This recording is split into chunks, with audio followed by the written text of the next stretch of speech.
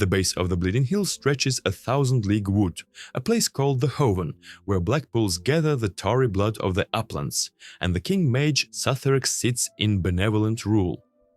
Once a sworn protector of these lands, Clinkz earned a reputation for his skill with a bow.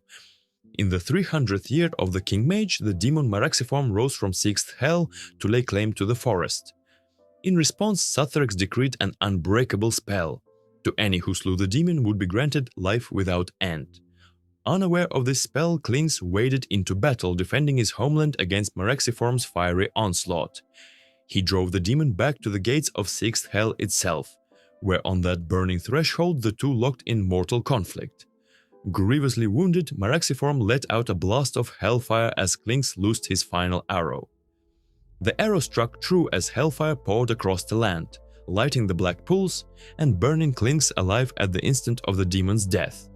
Thus the mage's spell took effect at the very moment of the archer's conflagration, preserving him in this unholy state, leaving him a being of bones and rage, caught in the very act of dying, carrying hell's breath with him on his journey into eternity.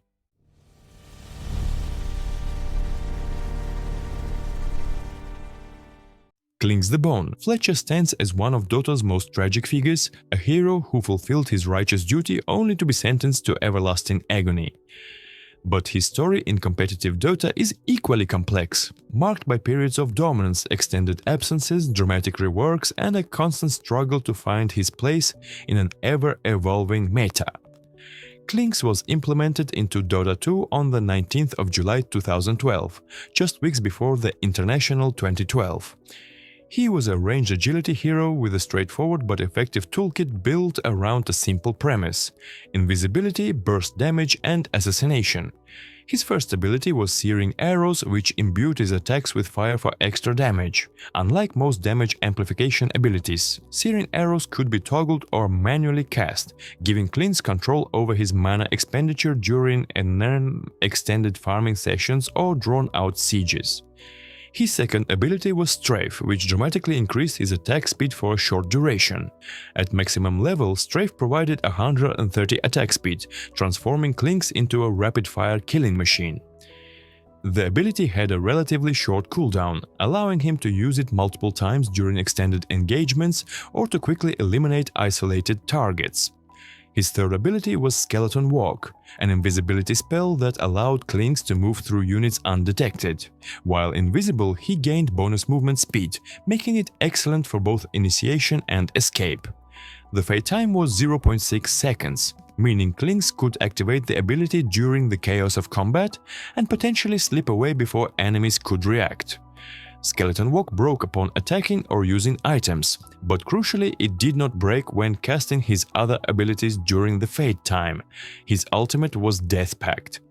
This ability allowed Clinkz to consume a target creep, instantly killing it and gaining a percentage of its maximum health as bonus health and damage for 35 seconds.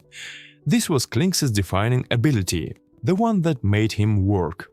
Without items, Clinkz was incredibly fragile, possessing mediocre strength gain and low base health, but with the Death Pact active, he transformed into a legitimate threat, gaining upwards of 1,000 additional health and significant bonus damage by consuming the largest neutral creeps available.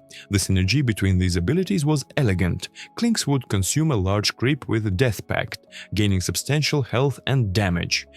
He would then use Skeleton Walk to position himself near an isolated target. Upon breaking invisibility, he would activate Strafe and unleash a barrage of Searing Arrows, often killing his target before they could meaningfully respond.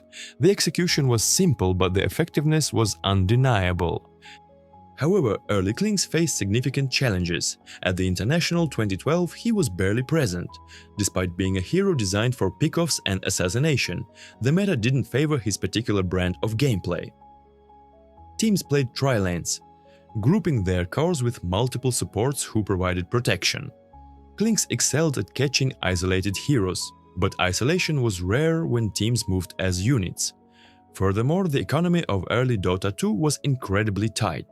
Support struggled to afford basic items like boots, let alone detection to counter invisible heroes. Yet despite this theoretical advantage, Clinkz couldn't capitalize because the targets he needed to kill were too well protected.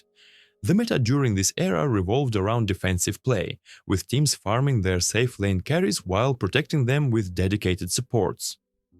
Clinkz didn't fit cleanly into this structure. He wasn't as reliable a late-game carry as heroes like Anti-Mage or Morpholing, nor could he function effectively with minimal farm, like traditional offlaners. He needed items to be threatening, but he also needed to be active early to justify his existence. This created an awkward tension in his design that teams struggled to resolve. At TI2, Clinkz saw minimal play. He was picked occasionally but never became a contested selection. The few games he appeared in showcased both his potential and his limitations. When he found isolated targets, his damage output was terrifying. A single strafe enhanced barrage could delete supports in seconds. But when enemies grouped, when detection was placed properly, when teams played with discipline, Clinkz became a fragile range creep desperately looking for opportunities that never materialized. Over the following years, Clinkz received incremental buffs. His agility gain was increased from 2.5 to 3.0, improving his armor and damage scaling. Strafe's cooldown was reduced. Death Pack's duration was extended from 35 to 65 seconds, fundamentally changing how the ability functioned.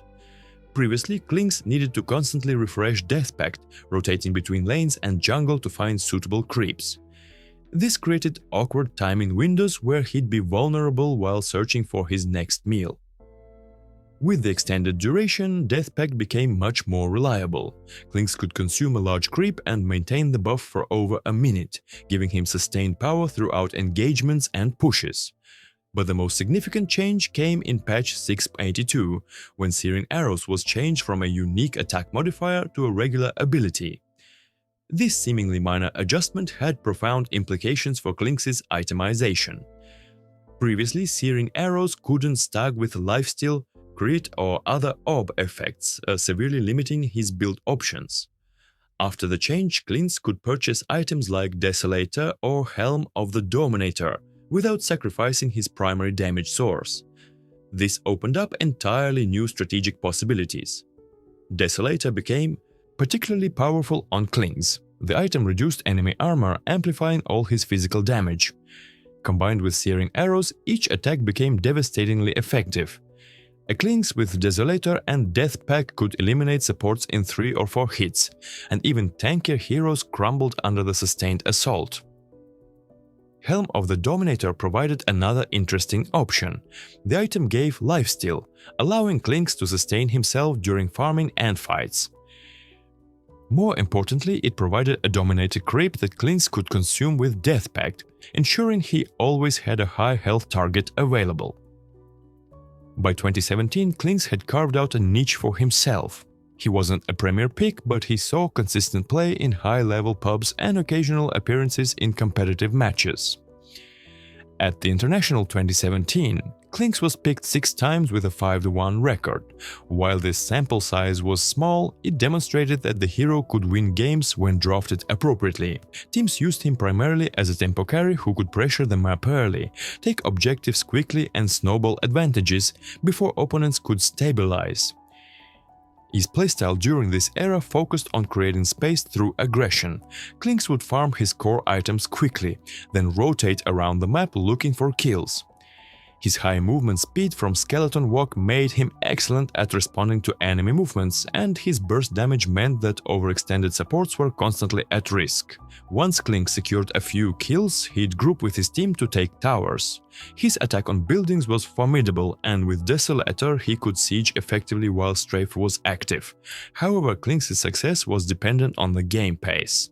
If matches extended into the late game, he struggled. His abilities didn't scale particularly well. Death Pact provided a fixed percentage increase based on the consumed creep's health, meaning the bonus eventually plateaued. Strafe gave attack speed, but attack speed alone wasn't enough to compete with 6 slotted carries who had damage, survivability and disables. Clinkz needed to close games relatively quickly, ideally before 30 minutes, or risk becoming irrelevant. The hero also struggled against certain defensive items. Black King Bar prevented Searing Arrows damage and made Clinkz's burst significantly less threatening. Ghost Scepter completely negated his physical attacks, forcing him to wait or purchase specific counters like Nullifier. Glimmercape allowed supports to save their allies from Clinkz's assassination attempts. These items were all relatively affordable, meaning even in games where Clinkz secured an early advantage, enemies could itemize defensively and limit his impact. Then came patch 7.07, which reworked Strafe. The ability no longer simply provided attack speed. Instead, it gave Clinkz 90 attack speed at all levels, and crucially 100% evasion against ranged attacks for the duration. This was a massive defensive buff. Previously, Clinkz was incredibly vulnerable when initiating. He'd break invisibility, activate Strafe, and then hope to kill his target before enemy reinforcements arrived. If another hero started attacking him, he'd often have to retreat or die. With the new Strafe, Clinkz gained substantial survivability against ranged heroes, allowing him to commit more aggressively without fear of being immediately gunned down. This change improved Clinkz's laning phase as well. He could trade hits with the ranged opponents and simply activate Strafe to evade their retaliation. While the evasion didn't work against melee heroes, it still provided significant value in many matchups. Clinkz's pub win rate climbed steadily, rising over 2% following the change. In high-level games, he became increasingly popular, reaching over 54% win rate in Divine brackets. Yet competitive teams remained skeptical. Despite his pub success, Clinkz saw minimal pro play. At Epicenter XL in 2018, he was neither picked nor banned, placing him among only 7 heroes completely ignored at the event. The disconnect between pub performance and competitive viability was striking. Professional players seemed to believe that Clinkz's weaknesses were too exploitable at the highest level. His laning was underwhelming, he lacked area damage, and he couldn't effectively contest objectives against coordinated teams. Then came patch 7.20, one of the most transformative updates in Dota 2 history.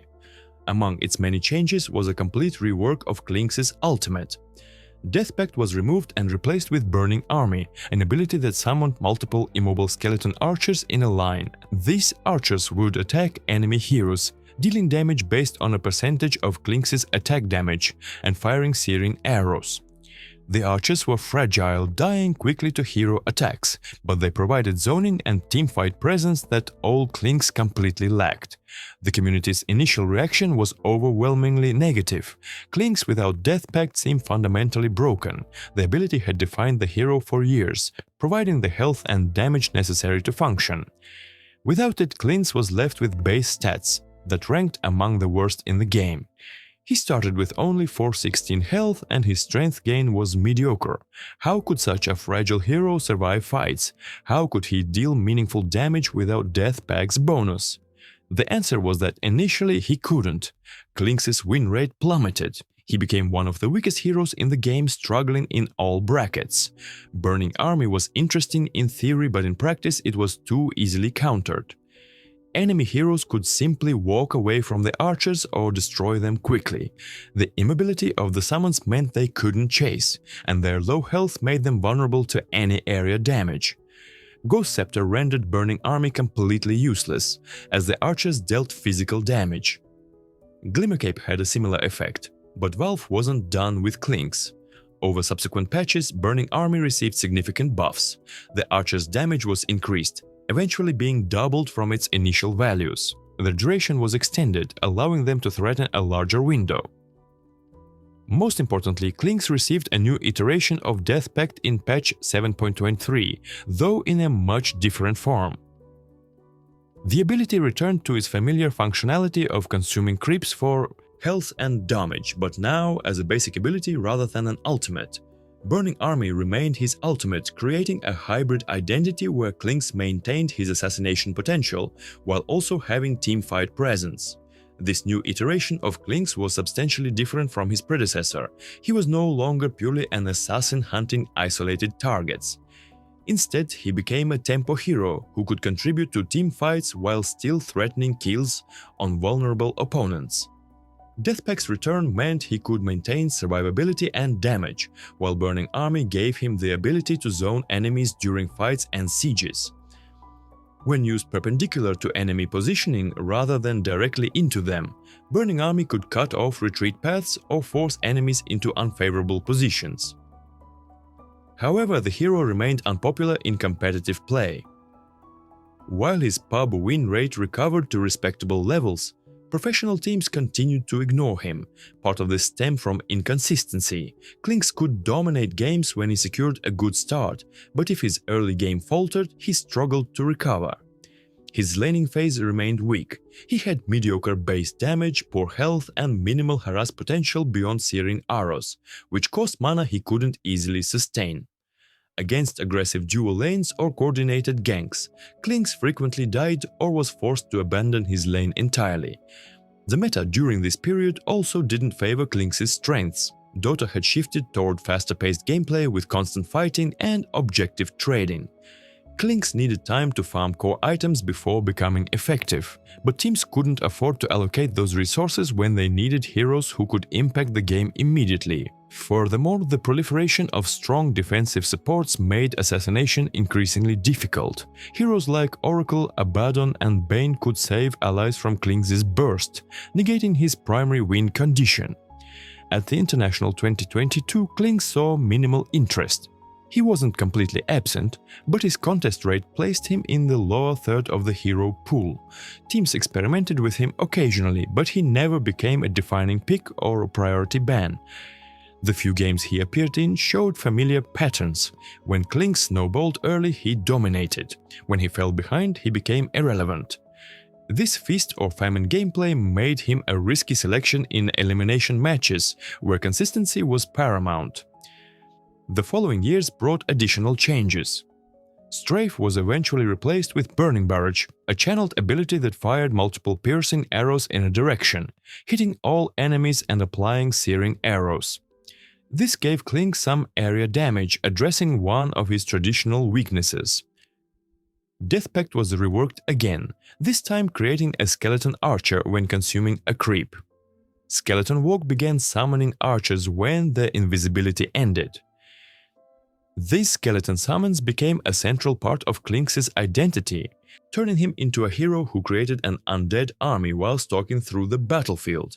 Yet despite these changes, despite the constant iteration and adjustment, Clinkz never achieved true prominence in competitive Dota. At the International 2023, he went completely uncontested in the playoffs, neither picked nor banned. At the International 2024, he appeared in only 2 matches during the playoff stage, picked once and banned once, losing his only game.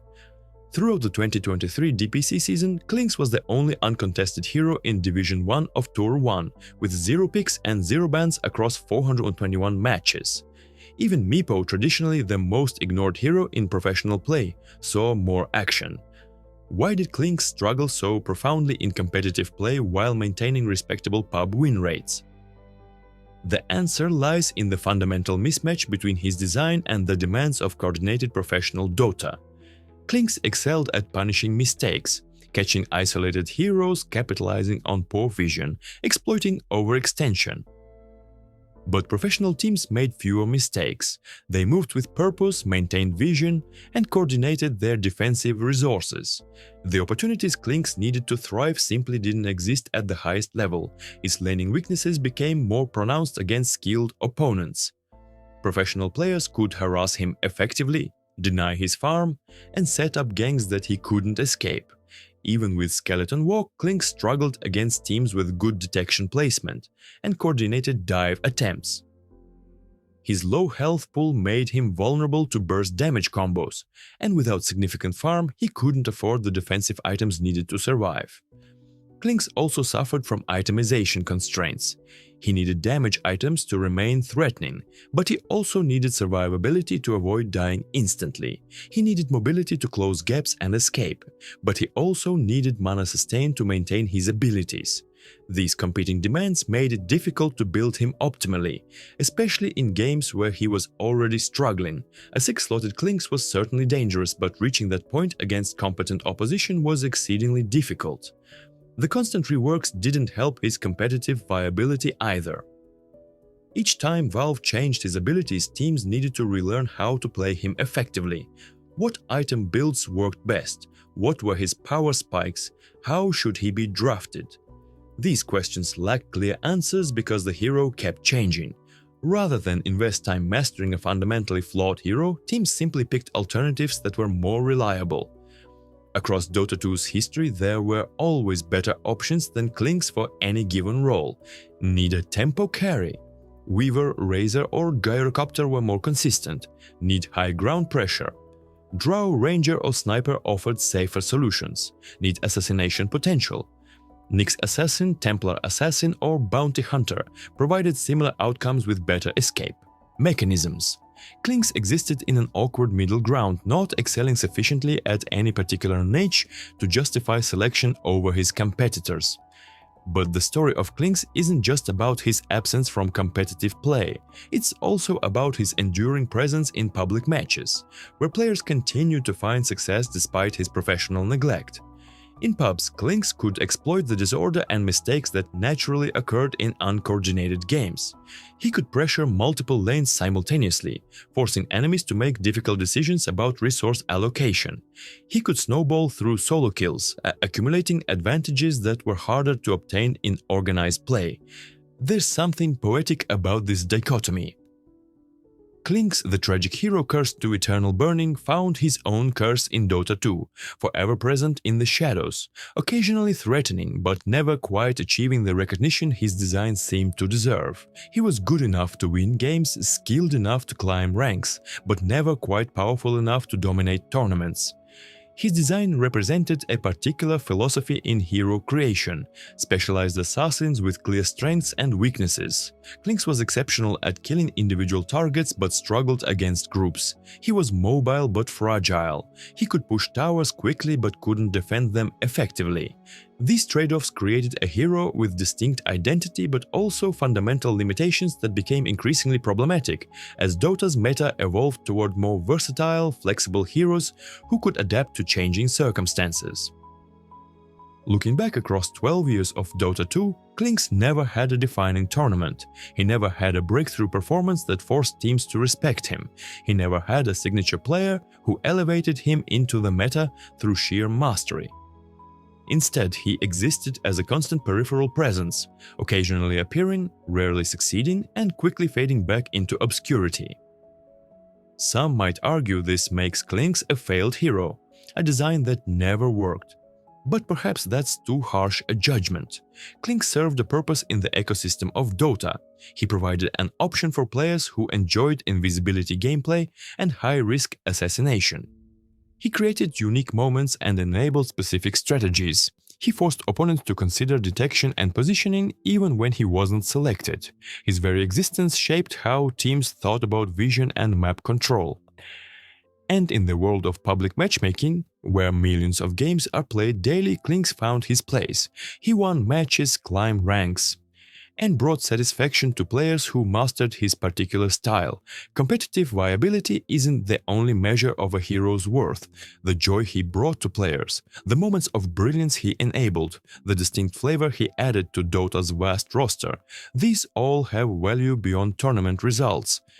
Perhaps Clinkz's true curse wasn't the eternal burning that consumed his flesh, but rather the eternal mediocrity that prevented him from achieving greatness in professional play. Forever strong enough to be relevant but never strong enough to dominate. Forever threatening enough to be feared but never threatening enough to be respected. Forever present but never prominent. Clinkz the Bone Fletcher stands as a reminder that not every hero can be the best, but every hero can be meaningful. His story in Dota 2 is one of constant struggle, repeated reworks and persistent irrelevance in competitive play. Yet it's also a story of endurance, of maintaining an identity across countless changes, of serving a purpose even when recognition never came. The burning continues, eternal and unyielding, just as the Bone Fletcher stalks through both the Hoven and the fields of Dota, forever seeking redemption that remains perpetually out of reach. But perhaps like Clinkz himself, caught in the act of dying yet unable to die, this state of limbo is not a failure but simply the nature of his existence, both in lore and in the game that bears his name.